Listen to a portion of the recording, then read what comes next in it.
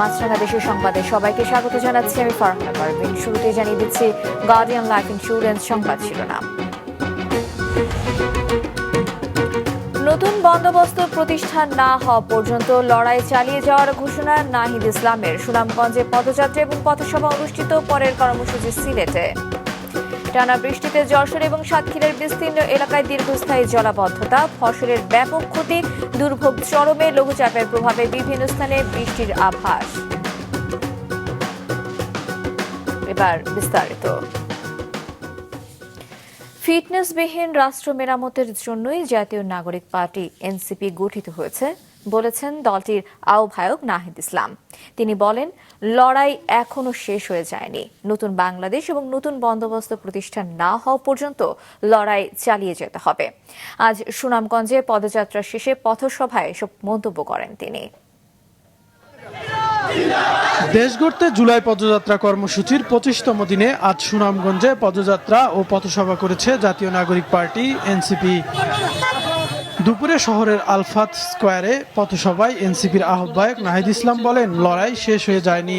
নতুন বাংলাদেশ ও নতুন বন্দোবস্ত প্রতিষ্ঠা না হওয়া পর্যন্ত লড়াই চালিয়ে যেতে হবে। শেখ হাসিনা একটা ফিটনেসবিহীন রাষ্ট্র আমাদের উপরে চাপিয়ে দিয়ে গেছে, এই প্রজন্মের উপরে চাপিয়ে দিয়ে গেছে। আমরা বলেছি এই প্রজন্ম, আমরা ভবিষ্যৎ প্রজন্মের জন্য একটা ফিটনেসবিহীন রাষ্ট্র দিয়ে যেতে পারি না। এটা আমাদের দায়িত্ব। আপনাদের সন্তানরা যারা জীবন দিয়েছে, যারা আজকে এখানে একজন শহীদ পরিবারের বাবা রয়েছেন, বস্তু প্রতিষ্ঠা না হওয়া পর্যন্ত আমরা 5ই আগস্ট যে গণভবনে গিয়েছিলাম, আমরা যেই লক্ষ্যে মার্চ টু ঢাকা করেছিলাম, সেই লক্ষ্য অর্জিত না হওয়া পর্যন্ত আমাদের লড়াই চালিয়ে যেতে হবে।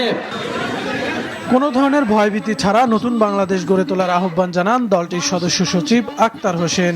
কোনো ধরনের বাধা বিপত্তিতে ভয় না পেয়ে নতুন বাংলাদেশ আমরা প্রতিষ্ঠা করব ইনশাআল্লাহ।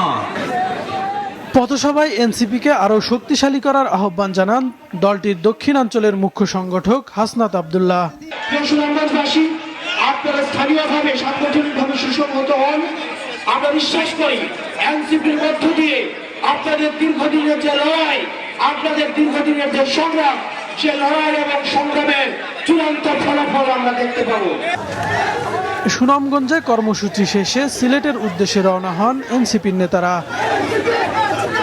কাউসার আহমেদ, মাছরাঙা নিউজ ডেস্ক।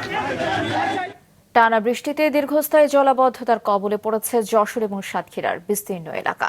দিনের পর দিন পানিতে ডুবে রয়েছে আমন বীজতলা সহ বিভিন্ন সবজির ক্ষেত। এতে দেখা দিয়েছে গোড়া পচা সহ নানা রোগবালাই।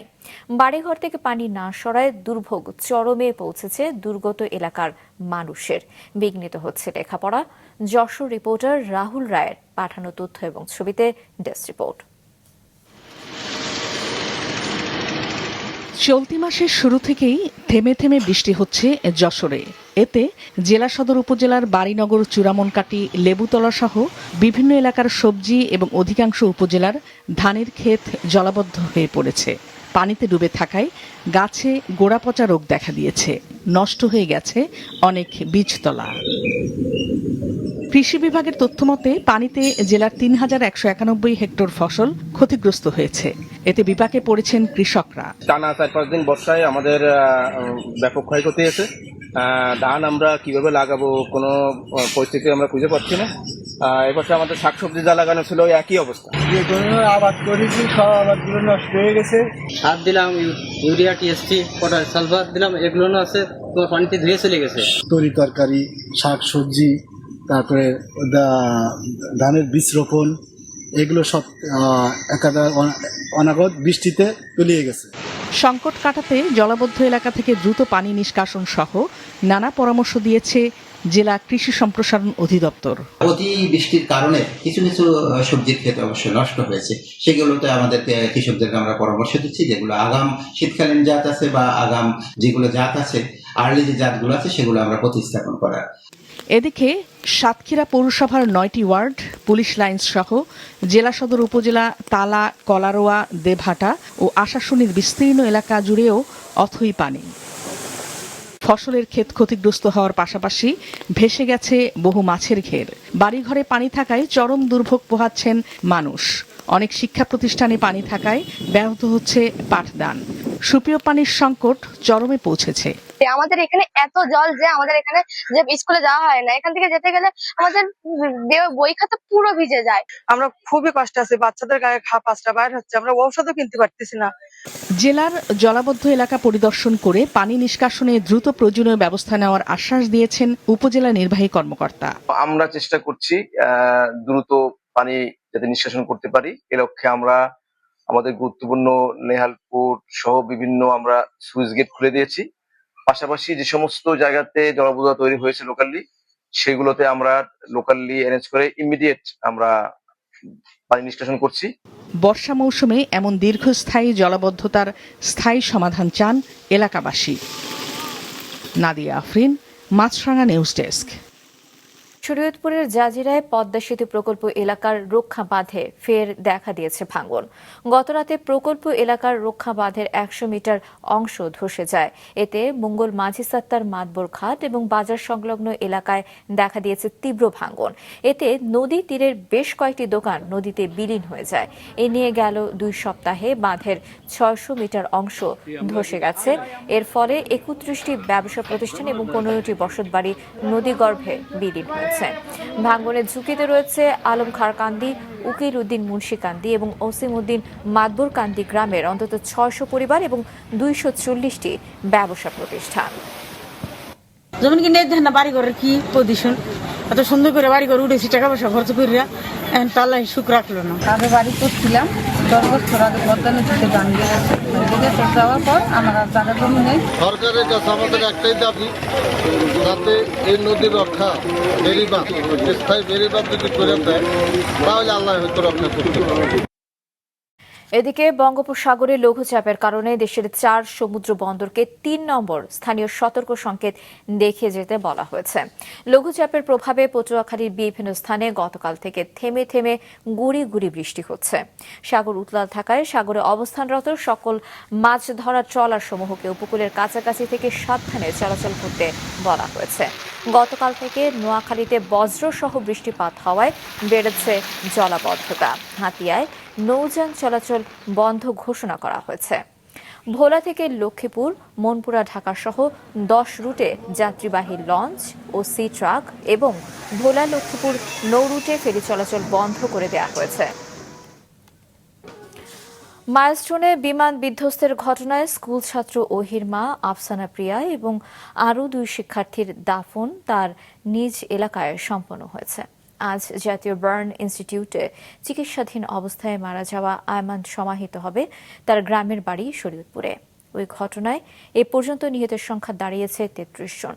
কুমিল্লা, গাজীপুর এবং শরীয়তপুর রিপোর্টার এবং মেহেরপুর সংবাদদাতার পাঠানো তথ্য এবং ছবিতে ডেস্ক রিপোর্ট। মাইলস্টোনে বিমান বিধ্বস্তের ঘটনায় নিখোঁজ হন ওই স্কুলের 3য় শ্রেণীর শিক্ষার্থী আফসান ওহির মা আফসানা প্রিয়া।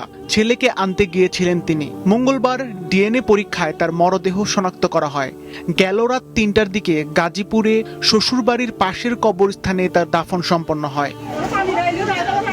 একই দুর্ঘটনায় নিহত স্কুল ছাত্রী মাহিয়াকে মেহেরপুরের মুজিবনগরের জয়পুরে দাফন করা হয়েছে।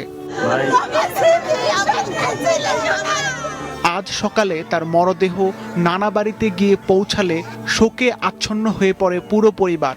বড় মেয়েকে হারিয়ে মুষড়ে পড়েছেন 6 বছর আগে স্বামী হারানো আফরোজা আক্তার বিথি। তাদেরকে ঘিরে আমাদের অনেক স্বপ্ন ছিল, সে স্বপ্ন তো আমাদের ভবিষ্যৎ হয়ে গেল এবং এই বয়সের একটা বাচ্চা, তার আমরা মনে করি দেশও তো একটা মেধাবী ছাত্রীকে হারালো। দুর্ঘটনার পর 4 দিন লাইফ সাপোর্টে থেকে অবশেষে মৃত্যুর কাছে হার মেনেছেন কুমিল্লার মাহতাব রহমান ভুইয়া। দুর্ঘটনায় তার শরীরের 70% পুড়ে গিয়েছিল। বৃহস্পতিবার সন্ধ্যায় তার মরদেহ নিজ গ্রামে পৌঁছালে স্থানীয় ঈদগাহ মাঠে সম্পন্ন হয় জানাজা। আমার কলিজা, আমার মানিক কখনো একটা জোর সুরে কথা বলে নাই। অসম্ভব মেধাবী ছেলে ছিল। ও ক্লাস 7-6 থেকে ফার্স্ট বয় হয়েছিল। আমার ছেলেকে যেন আল্লাহ শহীদ মর্যাদা দান করেন, এতটুকু আমি চাই, সবার কাছে দোয়াটা চাই। অন্যদিকে আজ সকালে জাতীয় বার্ন ইনস্টিটিউটে মারা যায় ৪র্থ শ্রেণীর শিক্ষার্থী আইমান। এ খবরে তার গ্রামের বাড়ি শরীয়তপুরের নারায়ণপুর গ্রামে নেমে এসেছে শোকের ছায়া। সব দিক দিয়ে আমাকে কলিজা অনেক আঘাত লাগছে, সহ্য করতে পারি না। যখন হসপিটালে নেয় তখন থেকে ডাক্তাররা বলছে 20% বার্ন হয়েছে, তো তখন আমরা আশা পেতে ছিলাম যে ও হয়তো বাঁচবে। ও এই বয়সে নামাজ রোজা সবকিছু ফাঁকা ছিল। মাছরাঙা নিউজ ডেস্ক। ঘটনায় নিহতদের আত্মার মাগফিরাত এবং আহতদের সুস্থতা কামনায় যশোরে বিভিন্ন মসজিদে বিশেষ দোয়া এবং মোনাজাত করা হয়েছে। দুপুরে জেলার কালেক্টরেট জামে মসজিদ, মডেল মসজিদ সহ বিভিন্ন মসজিদে জুম্মার নামাজ আদায় শেষে এই দোয়া এবং মোনাজাত করা হয়। মোনাজাতে অংশ নেন প্রধান নির্বাচন কমিশনার AMM নাসির উদ্দিন এবং জেলা প্রশাসক আজহারুল ইসলাম। সন্ধ্যায় বেসপাড়ার সর্বজনীন পূজা মন্দির সহ বিভিন্ন মন্দিরে বিশেষ প্রার্থনার আয়োজন করা হয়েছে। এদিকে ওই দুর্ঘটনায় নিহত এবং আহতদের স্মরণে নারায়ণগঞ্জ কেন্দ্রীয় শহীদ মিনার প্রাঙ্গণে শোক গাথা এবং আলোক প্রজ্বলন কর্মসূচি পালন করেছে সাংস্কৃতিক জোট। মাইলস্টোন দুর্ঘটনাকে কেন্দ্র করে আওয়ামী লীগ অপরাজনীতি শুরু করেছে বলে মন্তব্য করেছেন বিএনপির যুগ্ম মহাসচিব শহীদ উদ্দিন চৌধুরী আইনে। দুপুরে জেলার আশুগঞ্জ উপজেলার সোহাগপুর গ্রামে মাইলস্টোন কলেজের নিহত শিক্ষিকা মাসুকা বেগমের কবরে শ্রদ্ধা জানাতে গিয়ে কথা বলেন তিনি। এ সময় দেশকে নতুনভাবে নির্মাণ করতে সব রাজনৈতিক দলকে ঐক্যবদ্ধ হওয়ার আহ্বান জানান তিনি। একই সঙ্গে জনবহুল এলাকায় বিমান প্রশিক্ষণ এবং দুর্ঘটনার কারণ খতিয়ে দেখতে সুষ্ঠু তদন্তের দাবি জানান।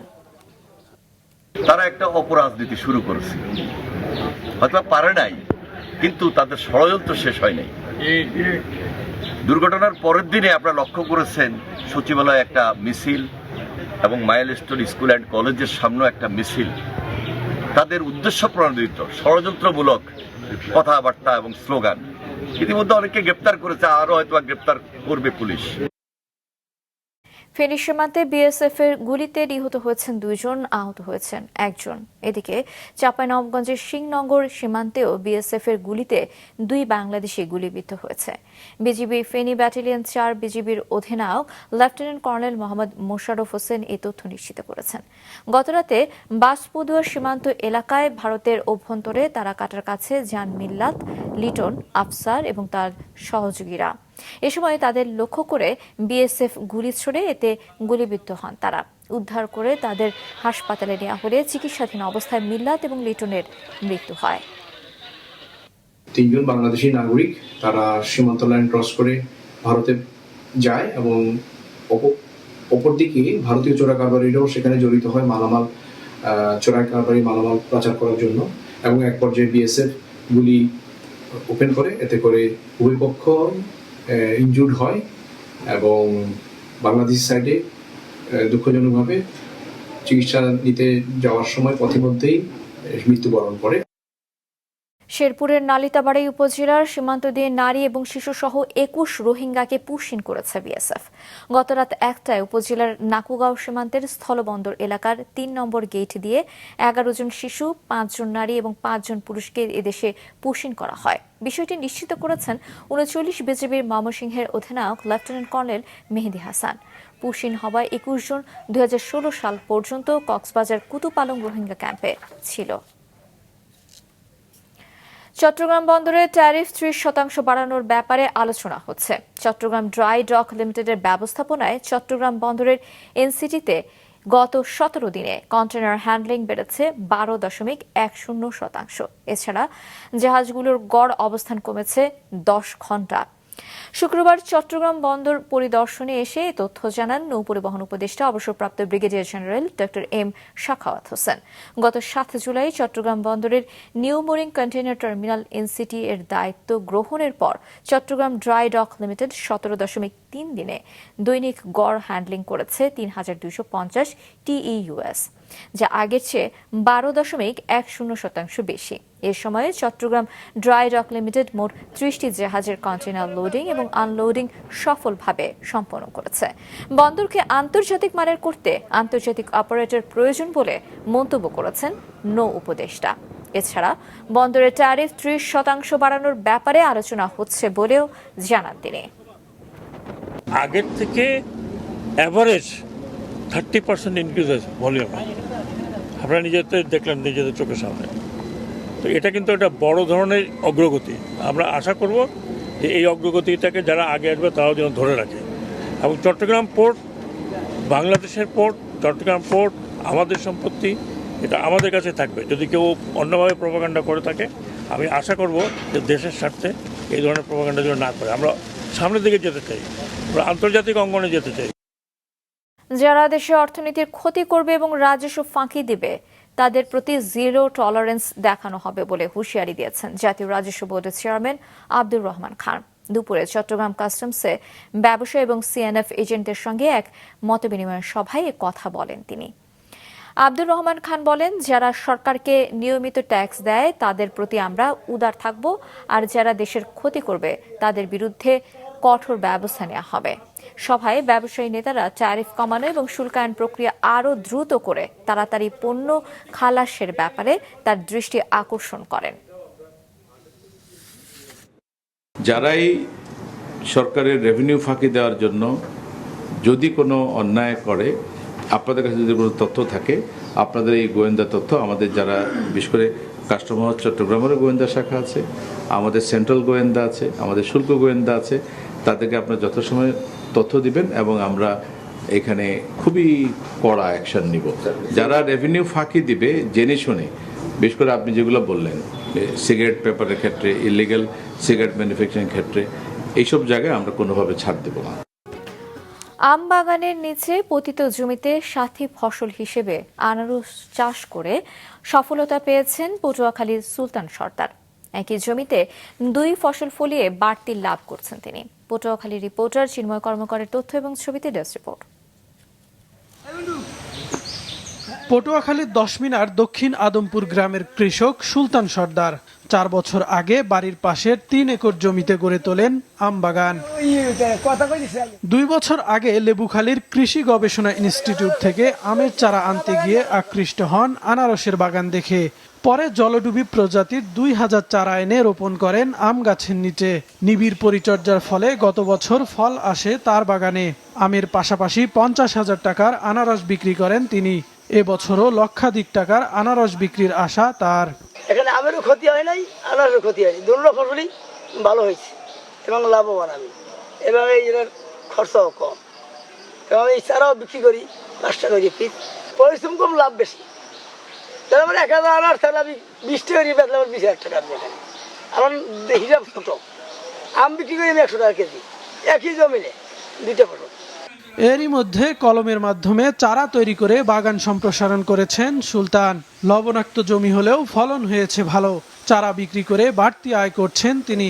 এদিকে বাগান পরিদর্শন করে অনেকেই আগ্রহী হচ্ছেন এমন বাগান করতে। সুলতান ভাই এই যে আমের বাগানে আনারসও আমও এবং দোনোটা ফলই খুব একটা ভালো হয়েছে। এখন আমরা উদ্যোগ নিছি এই আমরা ওইভাবে করবো। আমরা একটা অবাক হয়ে গেছি, 2 বছর জমিতে আনারস হয় আম বাগানের তলে, ছাওয়ার তলে আনারস হবে এরকম কল্পনা করতে পারি। আল্লাহ দিলে ভালো হয়েছে। আম বাগানের নিচে আনারস বাগান, আমও হয়েছে ব্যাপক পরিমাণ, আনারস হয়েছে ব্যাপক পরিমাণ, কিন্তু অল্প জায়গার মধ্যে 2টা ফসল, এটা আমি কোনো সময় দেখি নাই। এই দক্ষিণ অঞ্চলে এই আনারস আর আম বাগান এই ব্যাপারে দোনোটাই ফসল নূতন আসছে, এই 4-5 বছর হইতে করতে আছে, লাভবান, অনেক লাভবান। এই দেখা দেখি আমরাও দেশে পরিচালনা করতে আছি, আমরাও লাগাই হেলাইছি। এখন নতুন ফসল চাষে কৃষকদের অনুপ্রাণিত ও সহায়তা করার কথা জানিয়েছে স্থানীয় কৃষি বিভাগ। সাথী ফসল চাষ করে লাভবান হওয়ার ডাবল লাভবান হওয়া যায়, কারণ যেহেতু এক্সট্রা কোনো জায়গা দরকার হয় না, ওনার জায়গাটা পড়েই আছে। এইটা একটা ডাবল বেনিফিট আমরা যেটা বলি, যে আম গাছের নিচে আনারস চাষ। এবং এটা ওনার দেখা দেখি আরও কৃষকরা যদি করে উদ্বুদ্ধ হয়, আমি মনে করি কৃষকরা অর্থনৈতিকভাবে সবাই লাভবান হবে। সুলতান সর্দারের বাগানে বর্তমানে 5000 আনারস গাছ রয়েছে। মাছরাঙা নিউজ ডেস্ক। দেশের বিভিন্ন জেলায় নতুন করে ডেঙ্গু শনাক্ত অব্যাহত রয়েছে। গেল 24 ঘন্টায় কুমিল্লায় 350 জনের ডেঙ্গু পরীক্ষায় শনাক্ত হয়েছে 78 জন। গেল 3 মাসে জেলার শুধু দাউদকান্দি উপজেলাতেই ডেঙ্গু আক্রান্তের সংখ্যা 3,500 ছাড়িয়েছে। চাঁপাইনবাবগঞ্জে 250 শয্যা বিশিষ্ট জেলা হাসপাতালে ডেঙ্গু ওয়ার্ডে ভর্তি রয়েছেন 47 রোগী। পটুয়াখালীর বিভিন্ন সরকারি হাসপাতালে বর্তমানে মোট 47 ডেঙ্গু রোগী চিকিৎসা নিচ্ছেন। জানুয়ারি থেকে এ পর্যন্ত জেলায় 1036 জন ডেঙ্গু আক্রান্ত হয়েছেন। নোয়াখালীতে 24 ঘন্টায় 3 জনের ডেঙ্গু শনাক্ত হওয়ায় জেলায় মোট আক্রান্তের সংখ্যা দাঁড়িয়েছে 130 জনে। দিনাজপুরে হাজী মোহাম্মদ দানেশ বিজ্ঞান ও প্রযুক্তি বিশ্ববিদ্যালয়ের রেজিস্ট্রার সহ প্রশাসনিক শীর্ষ পদে কর্মকর্তা নিয়োগের দাবিতে অনির্দিষ্টকালের কর্মবিরতি পালন করছেন কর্মকর্তারা। গতকাল সকাল থেকে দুপুর পর্যন্ত কাজে যোগ না দিয়ে প্রশাসনিক ভবনের সামনে অবস্থান নেন 99 কর্মকর্তা। এ সময় বক্তারা জানান, প্রশাসনিক শীর্ষ পদগুলো শূন্য থাকায় বিশ্ববিদ্যালয়ের শিক্ষকরা ওই পদগুলোতে দায়িত্ব পালন করছেন। এতে শিক্ষা কার্যক্রম মারাত্মকভাবে ব্যাহত হচ্ছে। ফলে সেশন জটে ক্ষতিগ্রস্ত হচ্ছেন শিক্ষার্থীরা। দাবি আদায় না হওয়া পর্যন্ত কর্মবিরতি অব্যাহত রাখার হুঁশিয়ারি দেন আন্দোলনরত কর্মকর্তারা। ভোলার চরফ্যাশন উপজেলার দক্ষিণে বঙ্গোপসাগরের মোহনায় মাছ শিকার করতে গিয়ে ঝড়ের কবলে পড়ে 12 জেলে সহ একটি মাছ ধরা ট্রলার ডুবে গেছে।